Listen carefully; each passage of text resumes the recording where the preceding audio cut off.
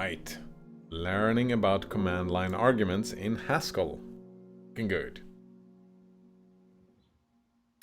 Right. Yeah, it's called PyWall. This node runner. Yeah, where you generate color schemes from an image. And that color scheme you can then put in your entire operating system. Or you can do whatever you want with it, right? I had it for a while where I had it picked a random wallpaper and then the entire theme of my terminal and everything changed with that. But I got tired by the uniformity of always the colors always looking the same. I'm quite happy with what I have, right? With the sharp contrast colors that I have instead of theming. I like that. Right, dealing with command line arguments is pretty much a necessity if you want to make a script or application that runs on a terminal. That it is. Luckily, Haskell's standard library has a very nice way of getting command line arguments of a program. Nice.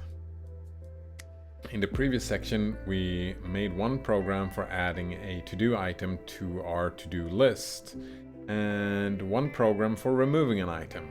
There are two problems with the approach we took. The first one is that we could just... The first one is that we just hard-coded the name of our to-do file in our code. We just decided that the file will be named todo.txt and that the user will never have a need for managing several to-do lists. Or if people wanted to use our program not to do to-do lists, but to do something else with our to-do lists. Yes, I know, there was a lot of to-doing in that paragraph.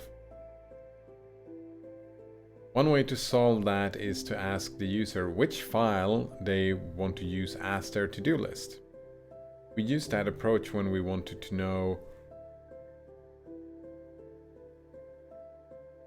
which item the user wanted to delete.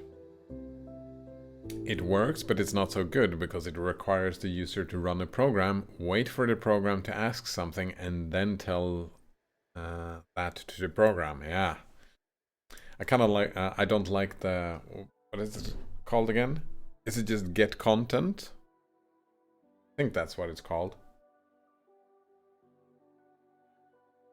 Or get line or get character. Yeah, those are the functions. We don't really... Yeah. That's called an interactive program. Yeah, and interactive programs are the worst. And the difficult bit with interactive command line programs is this. What if you want to automate the execution of that program? Like with a batch script? A batch script? Colgate says maybe they wanted to do TTN List with our program. I don't know what that is. That sounds very Finnish. TTN? TTN. I don't know. It's harder to make a batch script that interacts with a program than a batch script that just calls one program or several of them. Yes.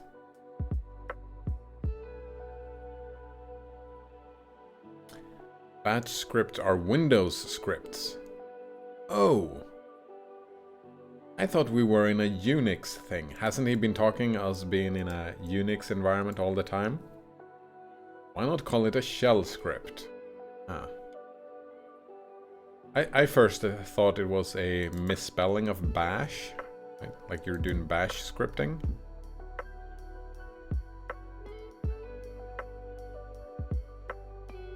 The TTN List is a Finnish classified government document which was given to by West German intelligence service to the Finnish security police in 1990. The list consists of the names of 18 persons who are suspect to have been in contact with East German security service Stasi. The people are popularly described as have been suspect of spying on the Eastern Bloc. The list is named after Seppo Tiitinen, who was the head of Supo in 1990.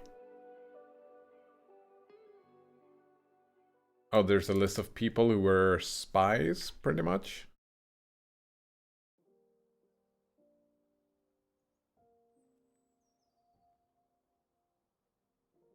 Yeah. Or that had been spying.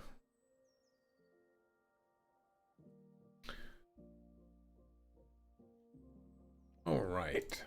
And when you start using, well, you can, I suppose you could do that in Windows as well, but the more you hang around in Linux, the more you start, the more shell scripts you generate. So yeah, definitely we don't want interactive programs. We want arguments and pipes. That's what we want. That's why it's sometimes better to have the user tell the program what they want when the program is run, instead of having the program ask the user once it is run. And what better way to have the user tell the program what they want to do when they run it than via command line arguments. Yeah, right? Pipes and arguments. Well, GitHub tab says, I was not even born back then, so I'm probably safe. I've never been to Finland, so I'm probably safe.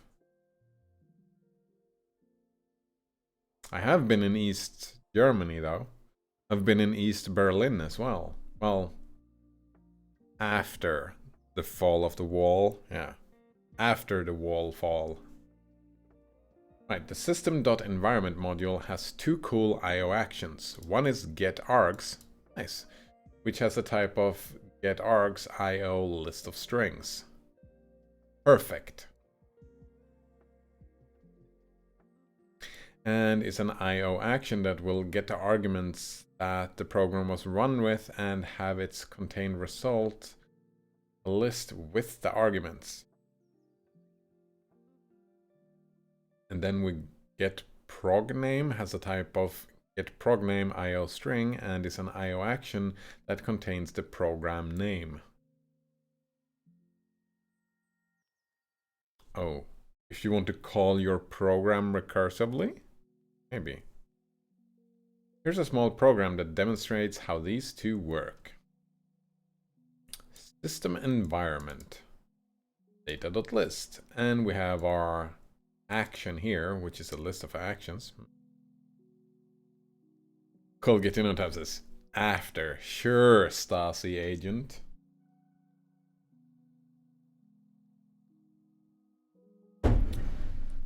Right, I'm just gonna take some notes here about what you just said, call GitHub tab. I hope that's fine. I'm just taking some notes down here. Aldona says, I hear Windows has a Unix environment nowadays. It does. It's like wine, but the other way around. It's a Ubuntu environment, I'm pretty sure. Maybe. It's called the Linux Master System for Windows or something. Yeah. Wait, no, that's not the one I was thinking about. You can install Ubuntu within Windows. That's not the same, maybe. Subsystem for Linux, WSN.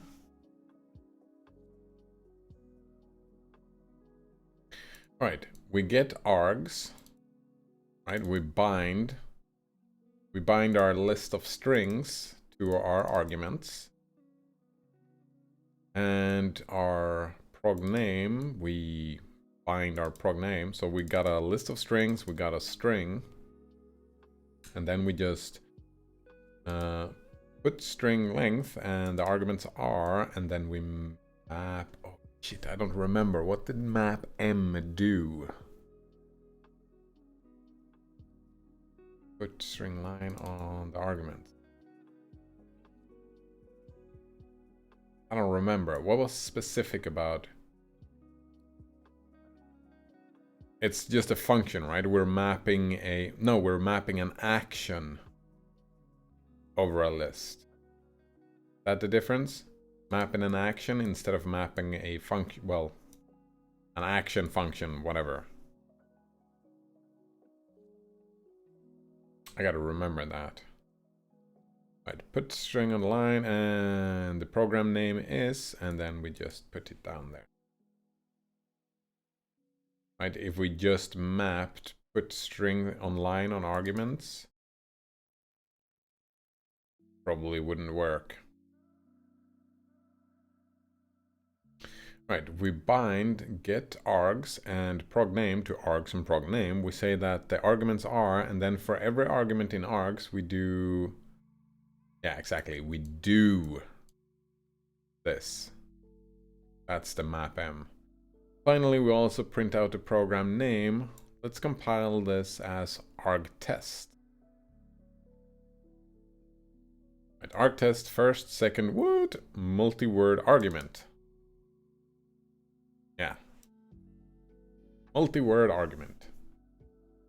First, the arguments are first, second, what? Multi-word argument. And the program name is argtest.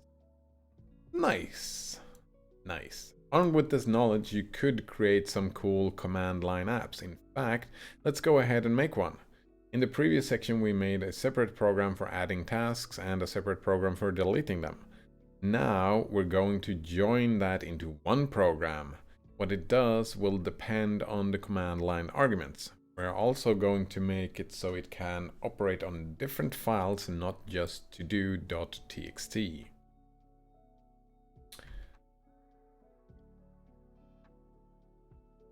We'll call it simply to do, and it'll be able to do haha, 3 different things. View tasks, add tasks, delete tasks. That. Volgatino tab says no, not WSN, WSL, Windows Subsystem for Linux. There we go.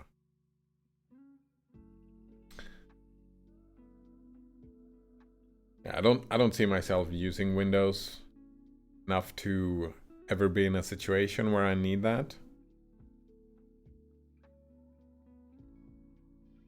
Yeah, I don't think so.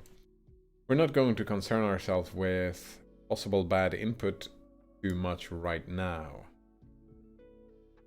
Our program will be made so that if we want to add the task, find the magic sword of power to the to-do file, we have to punch in to-do, add to-do text. Oh shit, the to-dos say, find the magic sword of power in our terminal. Exactly.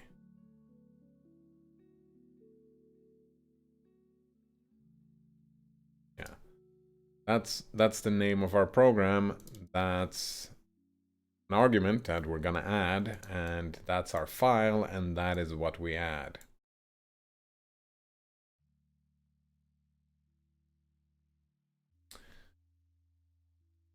I'm assuming we're doing a lazy implementation, so it doesn't matter if we do to do text, find magic sword, add. Right? The order of the arguments probably doesn't matter.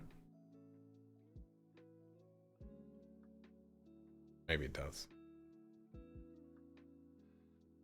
Colgatino tab says you can use it with wine. Right, so we use wine to get our Linux environment from Linux. That makes sense. No, says the command line application of the day for today is LSD. It's like LS, but more colorful. Oh man, that sounds amazing. I'm assuming that program already exists. Or you just get like rainbow fractal colors and whatnot. It's the fancy LS program.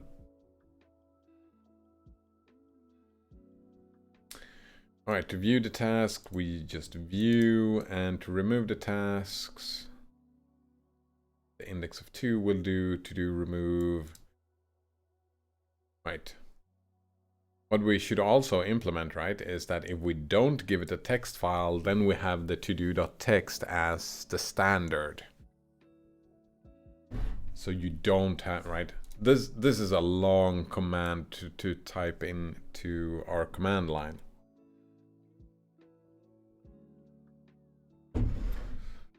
right? What we do is we remove the need for this and just say, if we just call to do, this is the static, right? This is the basic functionality. We just type to do and get that command automatically. Then we add this on this file automatically, right? Just thinking about design, command line design here. Right, we'll start by making a dispatch as list. It is going to be a simple as list that has command line arguments as keys and functions. Keys and functions as their corresponding values. Alright, all these functions will be of type list of strings into an IO action. They're going to take the argument list as a parameter and return an IO action that does the viewing, adding, deleting, etc. Right, system environment, system directory. Oh shit, I forget. What did the directory do again? IO is for printing, right? No, it's for file management and data.list. Okay, so dispatch.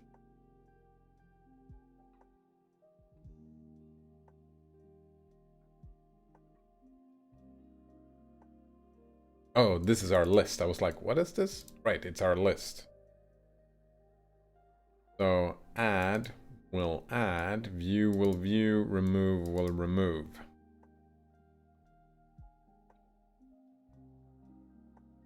And we could do, right, we could do -a would add, -v would print version, -r would remove. We have yet to define main, add, view, and remove, so let's start with a main. Okay, main is do that we're gonna do get arguments. Oh, they're actually not doing what I was thinking. Yeah, the order of the command arguments does matter, because the head is the command.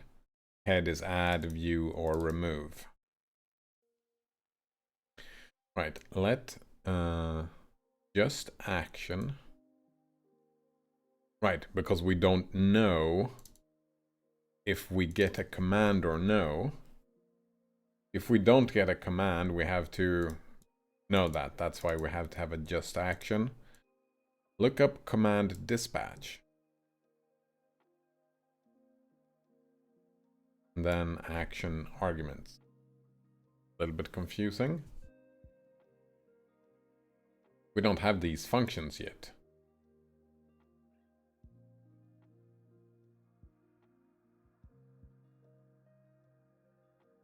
Oh, lookup is getting right. We're gonna look up add. For example, if it's called with add, we're gonna look up the command, which will be add, in our dispatch, which means that we're gonna get this function. Will this be the add function then? And right, action on the rest of the arguments. Yeah, so we're gonna add the rest of the arguments. That makes sense. Oh, and Node Runner found it. Maybe we've looked into this before. LSD, LS Deluxe. Right. This project is a rewrite of the GNU LS with a lot of added features like colors, icons, tree view, and more formatting options, etc. The project is heavily inspired by the Super Color LS project. Look at that. Way more colors. And you can just install it. LSD. Funny, just installing LSD. Do you use this? I'm quite happy with just normal ls. Is LSD... Oh, yeah. LSD is to ls what lolcat is to cat. That's probably it, yeah. We're going on a trip.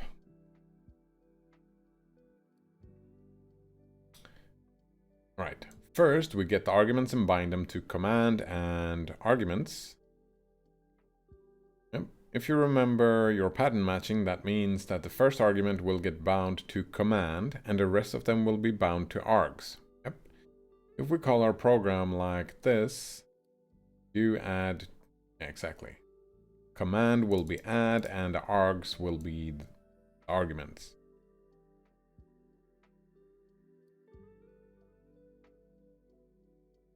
Right, in the next line we look up our... In the next line we look up our command in the dispatch list, because add points to add. We get just add as a result. Exactly, just add. We use pattern matching against our to extract our function out of the maybe.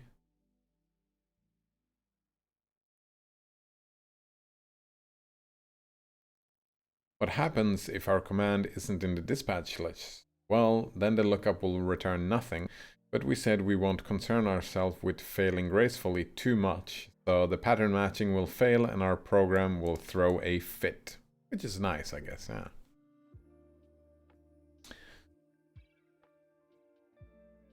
Oh, and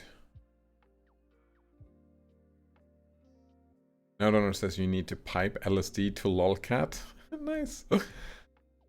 Another popular thing is this.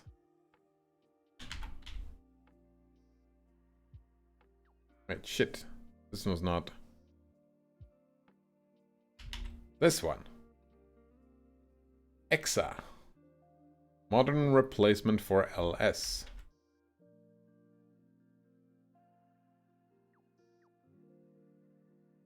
Exa is a modern replacement for the venerable file listing command line program ls that ships with Unix and Linux operating system.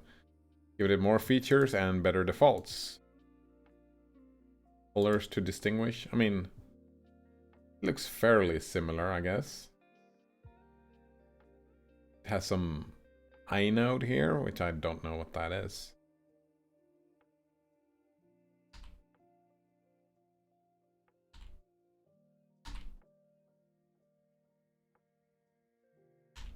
Right. The red pill or the blue pill Neo? Wait, I'm confused. Which one is LSD? Oh, yes. Okay. Wait, LSD doesn't come with a pill though, right? It's a just piece of... Well, I wouldn't know, yeah. No, it's a piece of paper, isn't it? It's a tiny piece of paper. This. No, you're joking, right? Yeah, this is a joke. Well, Tab says, in Finland, 135 people were stuck over 3 hours because of a power outage. That's a joke, yeah. It's not real. There is no way. There is no way I don't believe you. Node says, I have LSD and Exa installed. I noticed that Exa is the only one that lists files with numbers in numerical order instead of alphabetical order. Wait, what's the numerical order?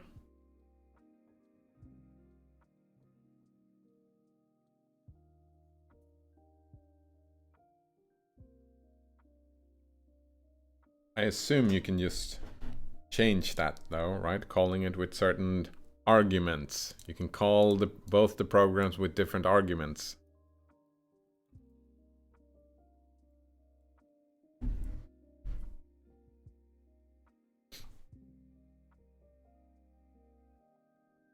Nothing. It will throw a fit, which is fine. Finally, we call our action function with the rest of the argument list. That will return an IO action that either adds an item, displays a list of items, or deletes an item, because that action is part of the main do block. It will get performed. If we follow our concrete example so far, and our action function is add, it will get called with arguments, args. So to do text and spank the monkey and return an IO action that adds spank the monkey to do list.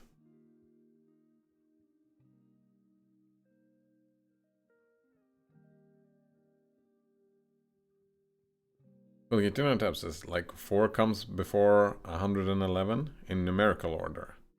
In alphabetical order, 111 comes before 4. Oh, right. So it's not in... It's in addition to alphabetical order, or is it... You can do both, right? No? Yes?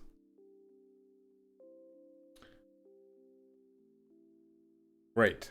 All that's left now is to implement add, view, and remove. Let's start with add. Right, add takes a file name and a to-do item. Right.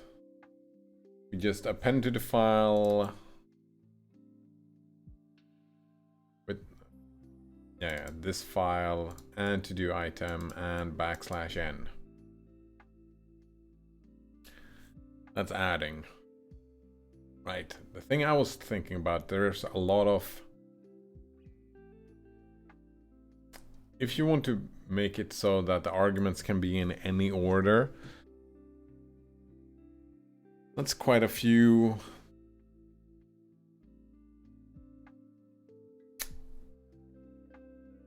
Quite a few different statements, I guess. Like you would have to do guards and whatnot. There would be significantly more programming to do if you decided to put them in a specific order. Now, Donor says, I'm getting loopy. Time for the sleeping. All right, sleep well. Thanks for hanging out. Yeah, have a good one. Colgatin tab says, Exa sounds pretty neat. Quite annoying to name files. Wait. Quite annoying to name files depression 0000000000001 just to keep them in order. Why do you have millions of files named depression?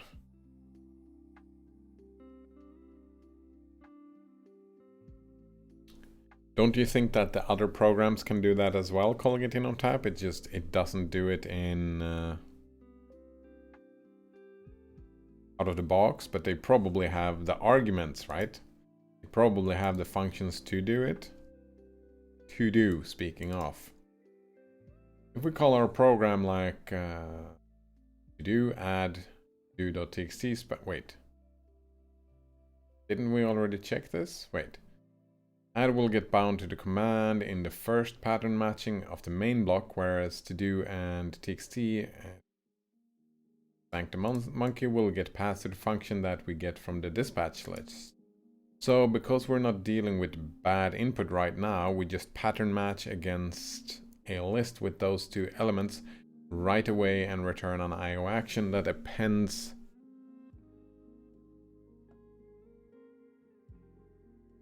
right, it's an IO action. Because append file is an IO action.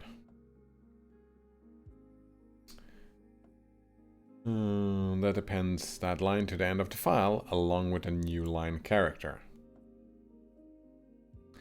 Next, let's implement the list viewing functionality. If we want to view the items in a file, we do to-do view to-do.txt. So the first pattern match command will be view and args will be to-do.txt.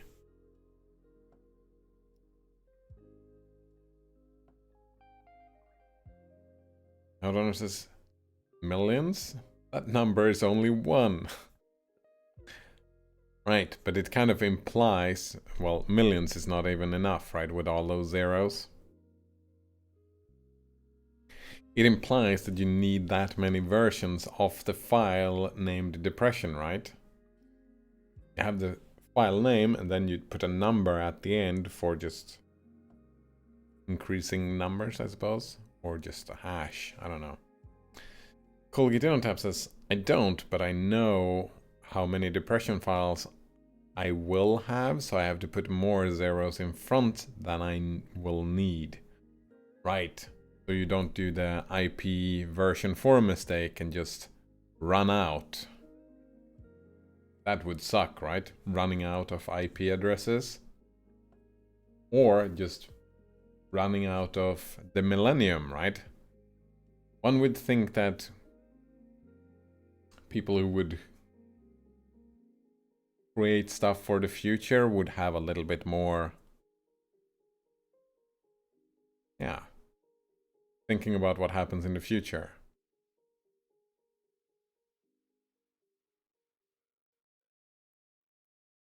But X, on the other hand, you don't have to think future-wise. It'll just get listed properly if you use that program.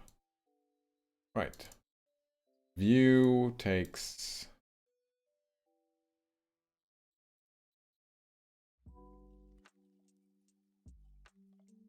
Alright, it takes a list of a file name. Exactly, that's our pattern matching.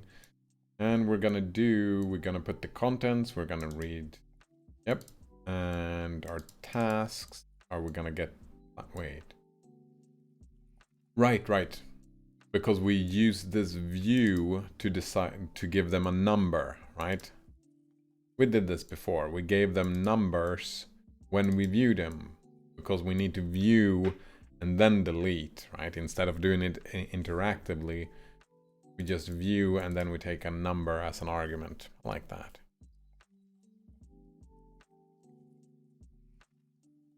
Outowner says, I like LSD. That's all he said, yeah. No, sorry. Because of the icons, though. Wait, there were icons in LSD? I don't remember. It's all bloat.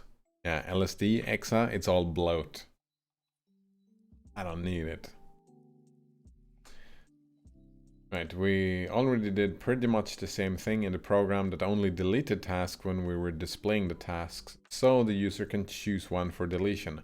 Only here we just display them. Exactly. And finally, we're going to implement remove. It is going to be very similar to the program that only deleted the tasks. So if you don't understand how deleting an item here works, check out the explanation under that program that we did the other day. Yeah. The main difference is that we're not hard coding to do .txt, but getting it as an argument. We're also not prompting the user for the task number to delete. We're getting it as an argument.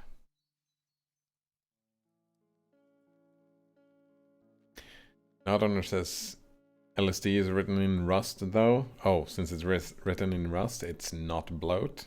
Nice. ColGitInnoTap says, of course, I could name them depression 1, depression 2, and when I hit depression 10, I could add a 0 to the name of all previous files, and then another 0 every time I hit another power of 10. That would be annoying, wouldn't it, ColGitInnoTap? Yeah, that would be a lot of work. Especially if, like NodeRunner, your depression hit over 9,000 a long time ago. Well, not nice, that's terrible, but the memes. Weren't you going to sleep, NodeRunner? Right, remove. We get the handle in read mode. Right. Yeah, exactly. We create a temporary file and we remove it from the temporary file and then we overwrite. Just like we did the other day, it's the same thing. ColGitInnoTap says, yes. Yes, that would, and that's why adding preceding zeros before I need them. Exactly. You add the zeros before you need them, or you start using a exa, I guess. Or you, instead of just naming them 1, 2, 3, 4, you can just add the date that the file was created and sort them by that.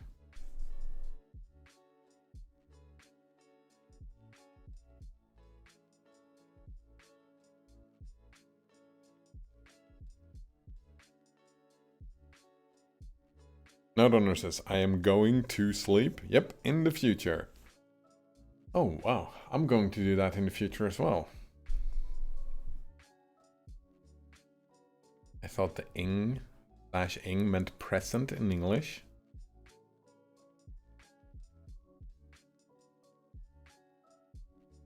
Going. Well, go is a... Grammar is not black and white. Go is a kind of special kind of verb, isn't it?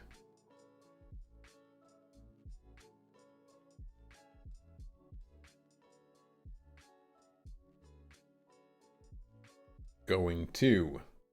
Oh man. Let's not get confused by grammar. Right. I'm not even gonna look at this. I assume this is just the same thing as last time, right? Just do that. We get the number from number string.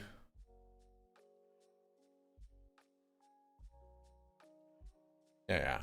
And then we close the handle, we close the files, and we remove file and move, rename. Right, we opened up the file based on file name and opened a temporary file, deleting the line with the index that the user wants to delete, wrote that to the temporary file, removed the original file, and renamed the temporary file back to file name. Exactly, yeah. Here's the whole program at once in all its glory. Look at this. Wow. Quite a lot of text for one file, I guess. The remove is... Holy shit, there's so much code just to remove a thing from a file. Would be almost easier to just use text editor and open the file, delete it. Right, to summarize our solution, we made a dispatch association list, an ASS list, right, that maps from commands to functions. Right, our commands, that's our arguments. So much glorious code, says CallGetInOnTap. Indeed. That takes some command line arguments and return an IO action. We see what the command is, and based on that we get the appropriate function from the dispatch list. We call that function with the rest of the command line arguments and get back an IO action that will do the appropriate thing and then just perform that action. In other languages we might have implemented this with a big switch case statement or whatever, but using higher order functions allows us just to tell the dispatch list to give us an appropriate function, and then tell that function to give us an IO action for some command line arguments. Try out our app. That's what I'm thinking, right? I'm thinking about switch case statements because I would want to have the arguments be in an arbitrary order.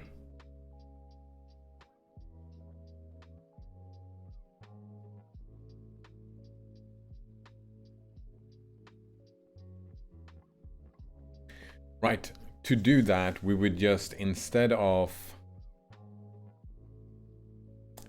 just having this, right, we would have an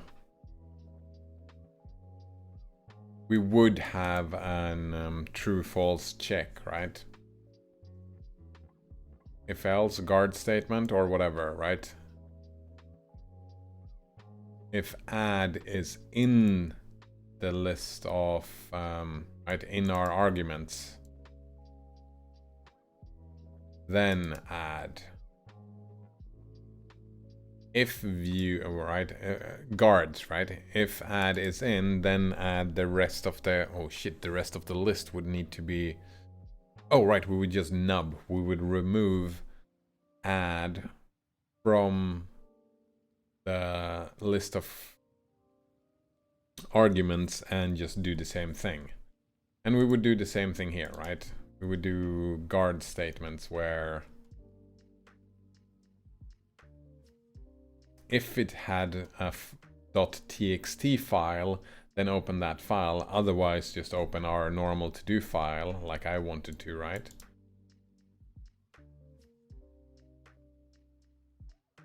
So, yeah. Yeah. Colgate points out it is much more difficult with a text editor if you try to automate something, right? You would use sed. That's our text editor, Colgate on tap. Yeah. I don't know, sed is pretty easy to use for automating things. Or awk, I suppose, would be even better. Wait, can sed delete a line? I don't remember. I think it can. Alright, let's try out our app. We view and we get all this stuff and we add, yeah, which adds another one. And we remove 2 and it's gone. Because that's a dumb thing to have on your to-do list. Taking the salad out of the oven. Another cool thing about this is that it's easy to add extra functionality. Just add an entry in the dispatch as list and implement the corresponding function and you're laughing. As an exercise, you could try implementing a bump function that will take a file and a task number and return an IO action that bumps that task to the top of the list. It's very nice. Colgate InnoTab says, well, you would need your program to use the text editor instead of just a terminal. No, I'm saying that... No, you got a point, yeah. I was thinking that writing this program yourself or just using sed yourself, right? You wouldn't have to write this program, but that's kind of... That's not what we're trying to do. We're trying to learn Haskell. So of course, writing programs that we don't need to write is a valuable exercise. I mean, when we're sitting around in Code Wars, we don't need to do any of those programs because there are other ways to solve the problems we get. Right, you could make this program fail a bit more gracefully in case of bad inputs. For example, someone runs to do up yours, by making an IO action that just reports there has been an error, say error exit IO. Then check for possible erroneous input, and if there is an erroneous input, perform the error reporting IO action. Another way is to use exceptions, which we will meet soon. Right? I kind of like my structure more with the guards, because we would have an otherwise guard where we just repeat, where we just print out a text, right? Where we say, well, we need one of these commands, right? Oh, or actually, no. If you did this all, like, put these as a main... Wait, where's main? Here we go. Yeah, if we put this in our main function, right, where we check guards, when we go through our guards, then the last one would just be to print help, right? This is how this program works. That happens with a lot of programs, right? If you try to give it a command and it doesn't work, it just throws you the help, right? I wonder if ls has help, right? ls they... No, human readable. That's... What about ls help? There we go. Right? You can just... Well, you don't have to... We can throw a shorter version of help. If we do some boo-boo, we don't need this entire thing, I guess. There's a lot of stuff you can do with ls. I like that. Almost all.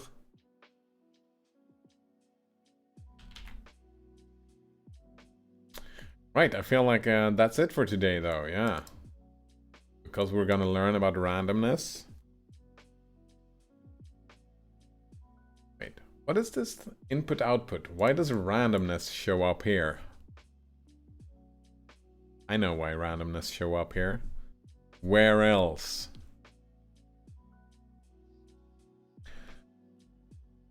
Alright, but that's it for today, so thanks for hanging out.